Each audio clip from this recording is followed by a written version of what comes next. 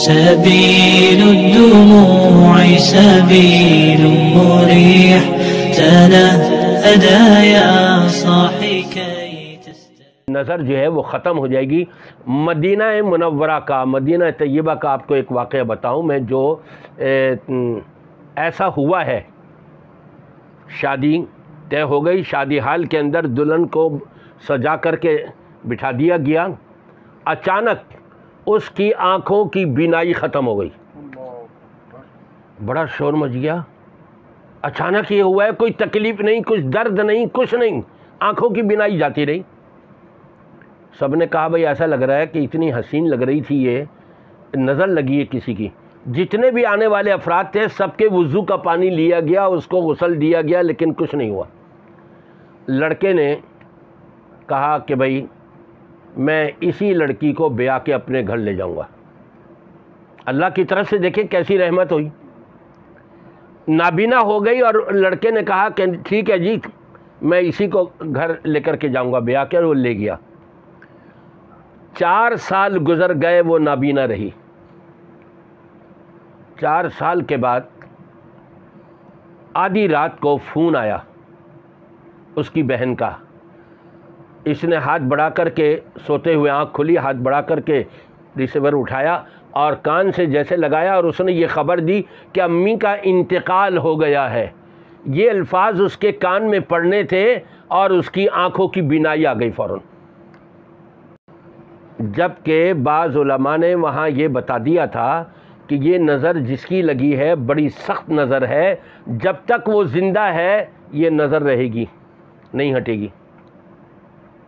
माँ ने अपने वज़ू का पानी नहीं दिया, ये सोच कर के मेरी नज़र कहाँ से लगेगी, और सारों का वज़ू का पानी ले लिया। जैसे ही माँ का इंतकाल हुआ है वो नज़र टूट गई, ख़त्म हो गई, और उसकी बीनाई आ गई। तो नज़र बरहक है, होती है। सुबह शाम की दुआएं पढ़ें और कोई भी अच्छी चीज़ देखें उस पर माशाल्लाह ज़रूर कहें। कई वाक़यात ऐसे हुए हैं पंजाब के अंदर, गांव देहात के अंदर। एक साहब गुज़र रहे थे, खड़े हो गए वहाँ, उसको भैंस को या गाय को देख करके, बड़ी मोटी ताज़ी है, बड़ी खूबसूरत है, बड़ी हसीन है, बहुत अच्छी लग रही है, उसका ये देखना था, और वो गुज़र गया। पता लगा वो थोड़ी देर के बाद गिर के मर गई, नज़र लग गई थी। तो नज़र की वजह से मौत तक वाक़ई हो जाती है। इसलिए माशाअल्लाह पढ़ना बहुत ज़रूरी है। ये अल्लाह के रसूल सल्लल्लाहु अलैहि वसल्लम की तालीमात है। अब एक और चीज़ इससे हट करके, पूरी ज़िंदगी के अंदर मद्दो जज़र का होना, उतार चढ़ाव का होना, कभी सेहतमंदी है और कभी बीमार हो गए, कभी जॉब लगी हुई है बड़ी अच्छी और कभी ख़त्म हो गई, ये हर एक के साथ होता है। हम ये समझ जाते हैं कि जी बंदिश हो गई, जबकि वो बंदिश होती नहीं। अल्लाह की तरफ से आजमाइश भी होती है। और रब तबारक व तआला ने फरमाया इन्ना मअल उसरि युसरा, हर तंगी के बाद अल्लाह ने आसानी रखी है। अल्लाह से अपना राब्ता कायम करें, मजबूत करें। जितना अल्लाह का ज़िक्र होगा उतने जल्दी इंशाअल्लाह ताला वो आपकी जॉब भी लग जाएगी, आपकी परेशानी भी दूर हो जाएगी, आपकी बीमारियां भी ख़त्म हो जाएंगी। कुरान पाक भरा हुआ है इस चीज़ से कि अंबिया किराम अलैहिमुस्सलातु वस्सलाम को जब परेशानी आई, सबसे पहले नबी हज़रत आदम अलैहिस्सलाम को जन्नत से निकाल के ज़मीन पर भेज दिया गया। तो क्या कहा, रब्बना ज़लमना अनफुसना व इल्लम तग़फ़िर लना व तरहमना लनकूनन्न मिनल ख़ासिरीन। रब के सामने इल्तिजा करी, आज़ी और इनकिसारी का इजहार किया, अपनी जुल्म और ज़्यादती का एतराफ़ किया, रब ने माफ़ कर दिया।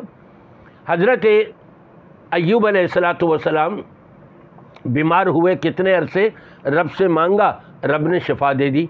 हज़रत मूसा अलैहिस्सलातु वस्सलाम को अपना मिस्र छोड़ के जाना पड़ गया, और जहाँ नई जगह गए कहा रब्बे अंजिलनी मुंज़िला मुबारकन व अंत खैरुल मुंज़िलीन। रब तबारक व तआला ही से दुआ करी। रब ने सिर्फ खाना पीना नहीं, भूखे प्यासे थे, खाना पीना नहीं, खाना पकाने वाली भी दे दी अल्लाह तबारक व तआला ने। रब से हम मांगे तो सही, ज़िक्र तो करें, रब की तरफ मुतवज्जे तो हों। हम तो ये काले धागे बांधने वालों की तरफ भागते हैं, आमिलों की तरफ भागते हैं, पैसा भी बर्बाद करते हैं और ईमान भी ख़राब करते हैं।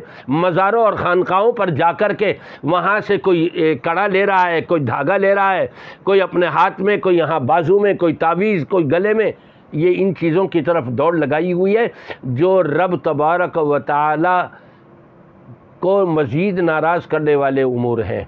इन चीज़ों से अपने आप को बचाएं और सिर्फ़ रब तबारक व तआला से रब्ता रखें। इंशाअल्लाह ताला देखें कि रब्बुल आलमीन किस अंदाज़ से हमारी मदद फरमाता है।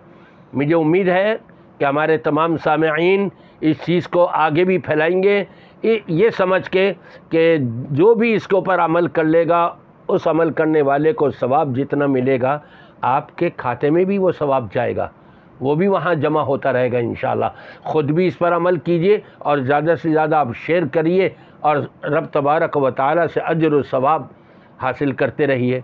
वस्सलामु अलैकुम। बहुत शुक्रिया शेख साहब, आपने बड़े वाज़ेह अंदाज़ में बंदिश के हवाले से फ़िक्र अंगेज़ गुफ्तगू फरमाई कि हमारी अमली कमज़ोरियाँ हैं कि ये जो बंदिशें होती हैं कि हम सुबह और शाम के अस्कार को नहीं पढ़ते, और ये हमारी अमली कमज़ोरियों की वजह होती है कि हमें बंदिश का सामना करना पड़ता है। ये जो बंदिश है, जादू है, इस चीज़ों का हमें सामना करना पड़ता है। इंशाअल्लाह हम फिर एक नए प्रोग्राम के साथ आपसे फिर मुलाकात करेंगे। जब तक के लिए अपने मेज़बान मोहम्मद फ़हाद शमसी को इजाज़त दें। अस्सलामु अलैकुम व रहमतुल्लाहि व बरकातुहू।